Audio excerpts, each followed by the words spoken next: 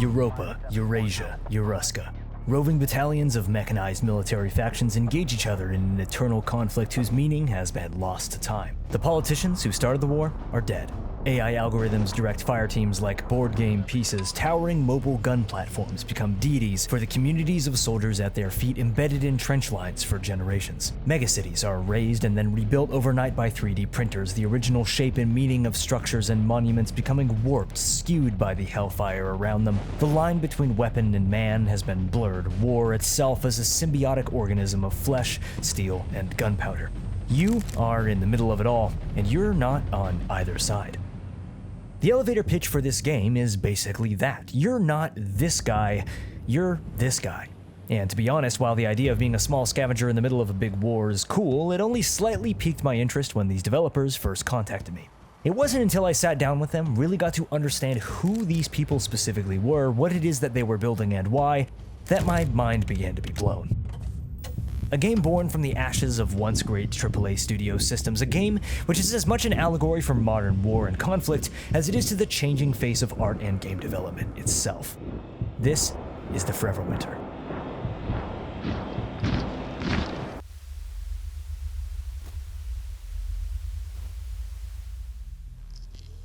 Through my short foray into content creation, several studios have approached me about covering their games, and very few have actually sparked my interest. The same can actually be said for my first contact with Fundog Studios. What the hell? I responded to the email anyway, mostly out of curiosity, rather than the usual interest in a brand integration or a hey, please check out our game. Fundog simply said that their CEO wanted to chat with me, to consult. It's a somewhat odd request, so I followed up. Sitting down for that conversation might be one of the most important decisions that I've made in my short career in this space. The first interaction that I had with CEO Miles Williams proved why this studio was different. I noticed some visual similarities between the Forever Winter's initial trailer and a stop-motion film by the name of Mad God, directed by Phil Tippett, animation genius behind Star Wars and some other classics. It's a verifiable hellscape, grotesque, oozing texture, and for the most part, people outside niche film and animation circles have never heard of it. Initially chatting with Miles about the game's visual style, I had forgotten this film's name. I was saying how the game had a bit of this and that. It reminds me of this animated movie. I forget the director. I said. Miles cuts in, "Oh yeah, dude, Phil Tippett, Mad God." I was legitimately taken aback. It felt like Miles had read my mind. But this has been what every conversation with the members of the Fundog Studios team has been like for me. A team that is so wired into a specific artistic subculture, so locked into an aesthetic quality of 90s anime, heavy metal model kit aesthetics that happens to be exactly my taste and sense of style. A sense of style that you don't really see very often anymore. This little anecdote is perfectly emblematic of the exact reason why this studio exists, why this game is being made at all, and why that matters. You ever have one of those weeks where every day feels like a Monday? To understand this team, you need to understand an impossibility in games development over the last 20 or so years. This studio is made up of artists, designers, and creatives who've worked in the AAA industry for decades, who've seen what it does to art. You ever notice how the concept art for characters in a game looks so much better than the final version? Or perhaps the best designs are just cut away entirely? Do you ever see a case where an artist or designer's original work was blatantly plagiarized by a larger company? The aversion to taking risks and bringing new ideas to the table, the necessity at following trend and approachability. The point isn't to say that AAA games are all bad, or that the devs working within that system aren't capable of crafting fantastic works of art. Quite the opposite. But in order for artists to carry their ideas, themes, and goals through that system intact, the stars need to align. With tools like Unreal Engine 5 and the possibility of remote work, a window for talented people to carve their own niche without relying on the support of AAA, but also without its bureaucracy and restraint, for these industry vets, it was now or never. That frustration, however, it's not just the origins of this studio. It's also woven into the very world and tone of the game itself. The game is about scavenging, but mostly it's about being the little guy. Surrounded by giants all fighting their own war that'll stomp you out, cut you down as easily as it'll pass you by, unaware of your existence if you're lucky enough. You make your way in between the flames, picking up what scraps you can and using them to build yourself up bit by bit. Get too strong though, step out of your league, and there will always be a bigger fish ready to remind you of how small you are. I don't think that I could make this analogy any heavier-handed. Rayo Lyra, one of the lead concept artists and lore masters of the Forever Winters universe, told me that to him at least, the devs are the scavengers. They pick up what scraps they can from the industry, tools that would otherwise bring their demise, and if they're fortunate and driven enough, they'll be able to use what they can to craft something that is true to their ideals, that helps them through this war. These ideas and themes of the Forever Winter actually date almost a decade back, in times before generative AI or industry-wide layoffs, and it all feels chillingly prophetic now.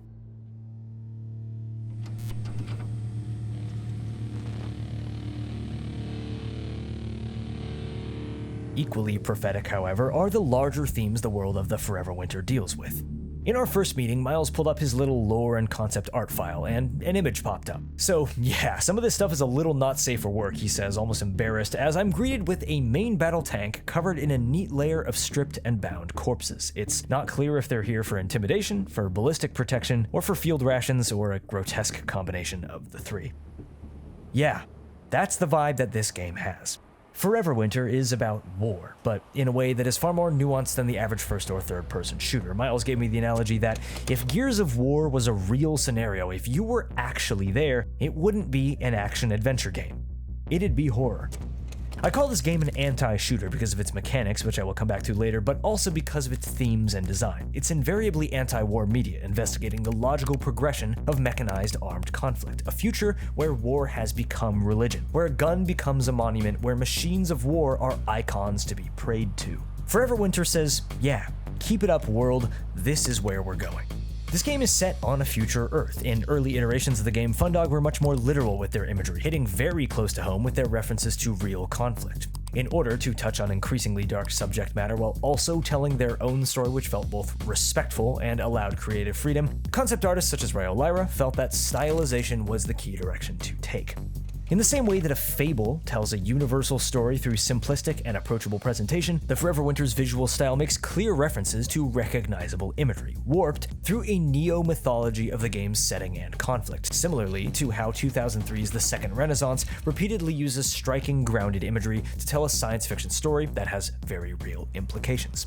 Buildings and statues warping like data mosh visual artifacts after years of 3D printing bots having forgotten their original shape. Prayers and dedications etched onto the body armor of mech units, graveyards forming canyons and valleys as thousands of bodies, weapons, and refuse pile around the trenches. Flamethrower units wear spacesuits, relics of a lost civilization, once beacons of hope for a future in the stars, now simply coveted for the flame-retardant properties of their material. One of the things that draws me into Forever Winter's world is that despite being a game about scavs wearing gigantic backpacks dodging cyborgs dropped from stealth bombers, the story, tone, and world feels creepily, unsettlingly real. The analogies about humanity being wired for adoration of idols, about how algorithms and artificial intelligences are becoming figures of worship, defining one's worldview, who they hate, fight, or love. It's all incredibly serious subject matter, told through the lens of a cool mech game.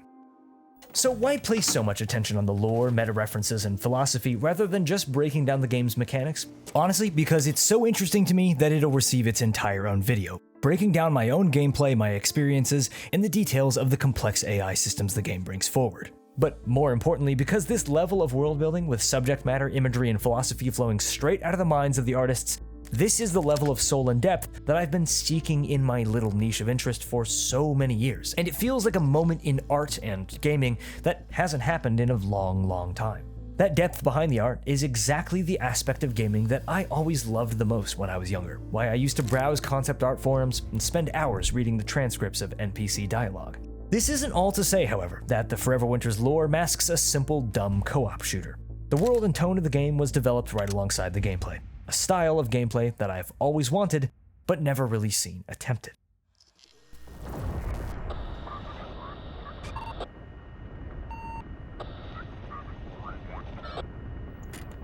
One of the core ideas beyond that you are not this guy, you are this guy, is a concept that Miles likes to call combat voyeurism.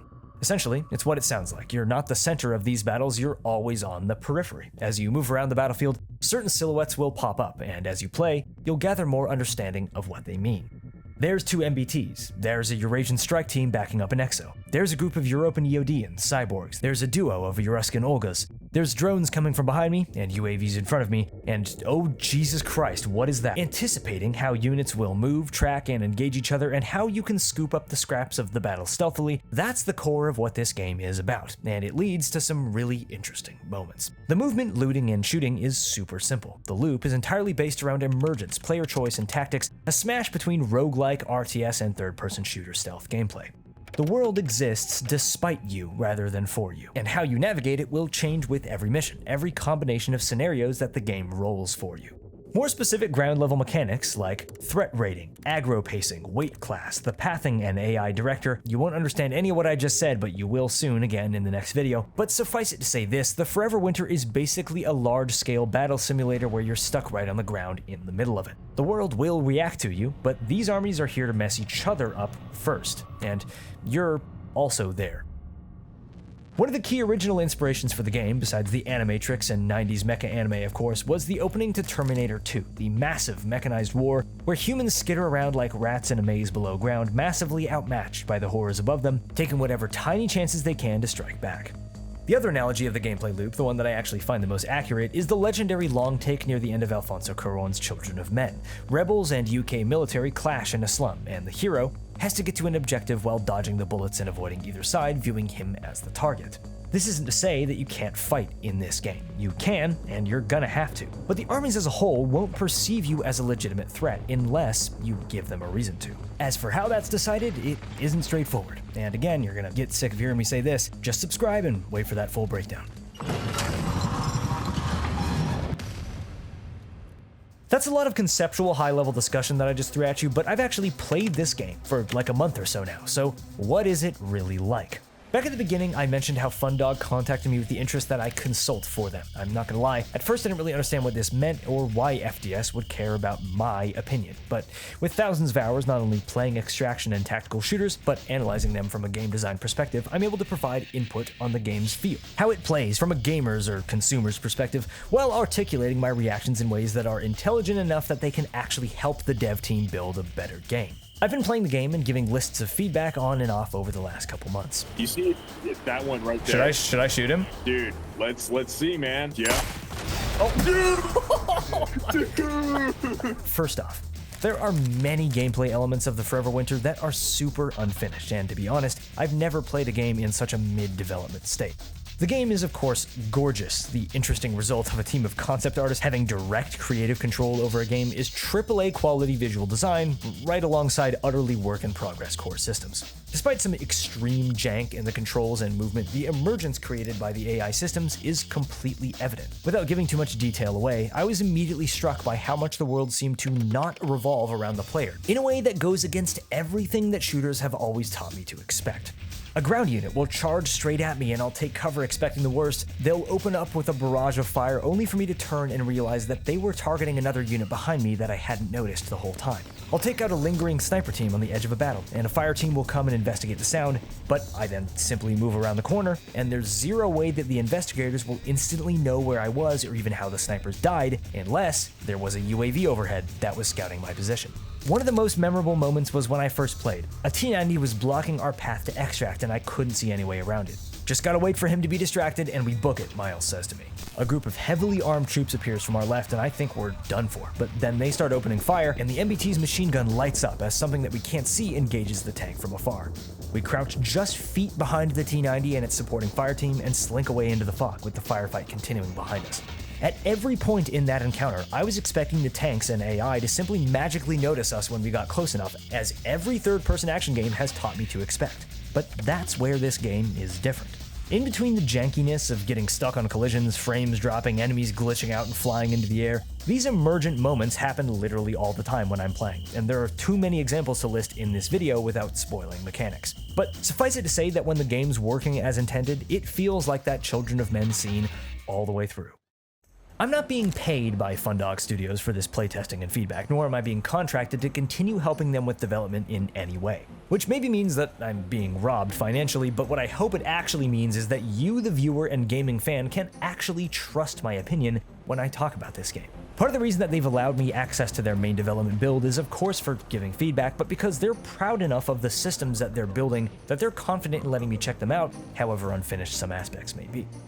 Miles always compares me to a combat journalist for the Forever Winter, the Evan Wright to the first Recon Marines in Generation Kill. But to be honest, I'm no journalist, and I think I'm actually quite a bit more opinionated than Wright ever was.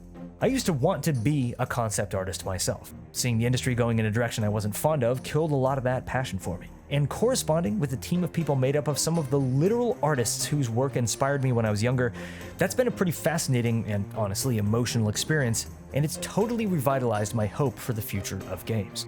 The Fundog creative team's ultimate goal is to craft a world that is so specifically uniquely itself that no amount of future intervention could ever be able to kill the original vision. Artists, designers, and creatives in large industries always pour their heart and soul into a project, and more often than we realize, their creations are yanked away from them to appease a larger system, and they fail. When the driving goal for development becomes risk mitigation, the soul of the project dies. A lack of outside funding and support that AAA provides might mean a less universally recognized product, one which may not tick all the boxes in the way that a big game can. But it'll also mean that the idea being worked towards is true in a way that approachable mass media rarely gets the chance to be. Fundog attempts to set an example for indie dev studios that making something original and different might be less popular, it might be less polished, but by taking bigger risks, by being more specific, by having more heart, it has the potential to hit deeper for those core fans than a game made for everyone ever could. Miles originally told me that the game was for the homies. And while I realize that he said this meaning his artist friends, industry colleagues, and co-workers over the last decades, I feel like, fortuitously, I also sort of fall into this category. The Forever Winter is a game of passion, a game that would never get made in the AAA system. And these devs now get to take risks that they've never been allowed to take. They're not 100% certain that everything will work, and that's actually the beauty of it. They get to try. Ryle Lyra told me, if we're gonna fail, at least we'll fail together. But in many ways, in creating a living, playable art book and crafting a world that is unique and steadfast in its tone and message, they've already succeeded. With all the chaos and uncertainty of today, seeing a piece of art like this come to fruition gives me confidence that gaming might have a brighter future than the world the Forever Winter foresees. I guess I'm just happy to come along for that ride. I'm Rilo. I like to talk about things that I think are cool. Subscribe for more like this, and I'll catch you soon.